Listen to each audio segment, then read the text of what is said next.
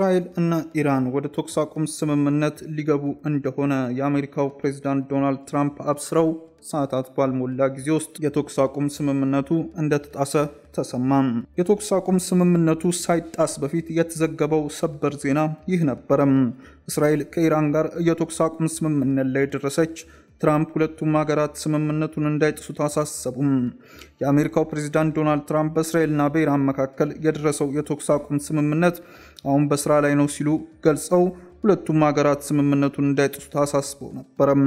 የትራምፕን ንግግር ተከትሎ ከሰዓታት በኋላ የእስራኤል መንግስት የተኩስ አቁም ስምምነት ላይ መድረሱን ያረጋገጠ ሲሆን ስምምነቱ ላይ ማንኛውም አይነት ጥሰት ቢያጋጥም አጸፋዊ ምላሽ እንደሚሰጥ አስጠንቅቋል። ኢራን በበኩሏ ቀደም ሲል ጥቃቷን የምታቆመው እስራኤል ጥቃቷን የምታቆም ከሆነ ብቻ እንደሆነ ተናግራ ነበር። ይህ በእንዲህ እንዳለ ኢራን በእስራኤል ላይ ሌሊቱን በፈጸመችው ጥቃት 4 ሰዎች መሞታቸውን እስራኤል አስታውቃ ነበር። በአንጻሩ በቴህራን የሚገኙ የመንግስት መገናኛ ብዙሃኖች ደግሞ የተኩስ አቁም ስምምነቱ ወደ ስራ ከመግባቱ በፊት የመጨረሻው የሚሳኤል ምት መካሄዱን ዘግበው ቆይተዋል።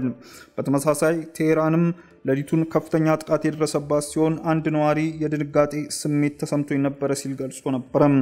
ይህ የተገለጸው ኢራን በሳምንቱ መጨረሻ በኒኩሌር ተቋሞቿ ላይ ለደረሰው ጥቃት አጸፋ ምላሽ ለመስጠት በኳታር በሚገኝ የአሜሪካ የጦር ሰፈር ላይ ሚሳኤሎችን ካስወነጨፈች በኋላ ነው ሲል ቢቢሲ ዘግቧል።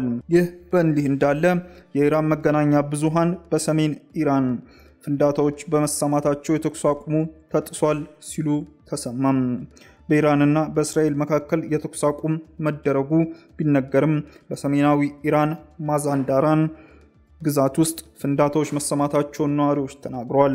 ለኢራን እስላማዊ አብዮታዊ ዘብ ጓድ ቅርብ የሆነው ፋርስ የተባለ የዜና ወኪል እንዳለው ከተማዋ ከዋናዋ ከተማ ቴህራን በስተሰሜን ግዛት ውስጥ በምትገኝ ከተማ ውስጥ ፍንዳታዎች ተሰምተዋል ብለዋል።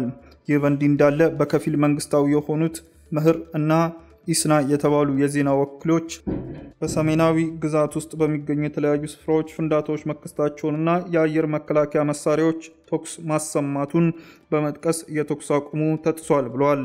በተጨማሪም የኢራን መንግስት ቴሌቪዥን ፍንዳታዎች መከሰታቸውንና የግዛቲቱን አስተዳዳሪ ቃል አቀባይ ክስተቱን በተመለከተ ዝርዝር ጉዳዮች ገና ለመሰማታቸው መናገራቸውን ገልጿል። በሌላ በኩል የአሜሪካ ፕሬዝዳንት ዶናልድ ትራምፕ እስራኤል በኢራን ላይ ጥቃት መፈጸም የለባትም በማለት ማስጠንቀቂያ አስተላልፏል።